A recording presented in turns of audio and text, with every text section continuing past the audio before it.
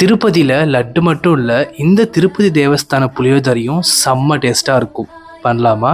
இப்போவே சேவ் பண்ணி ட்ரை பண்ணி பாருங்கள். ஒரு கடாயில் 1 டேபிள் ஸ்பூன் கடலைப்பருப்பு, 1 டேபிள் ஸ்பூன் உளுத்தம்பருப்பு, 2 டேபிள் ஸ்பூன் தனியா, காரத்துக்கு வரமிளகா, 1 கொத்து கருவேப்பிலை, 1 டீஸ்பூன் சீரகம் மிளகு போட்டு நல்லா ட்ரை ரோஸ்ட் பண்ணி பவுடர் பண்ணி எடுத்துக்கோங்க.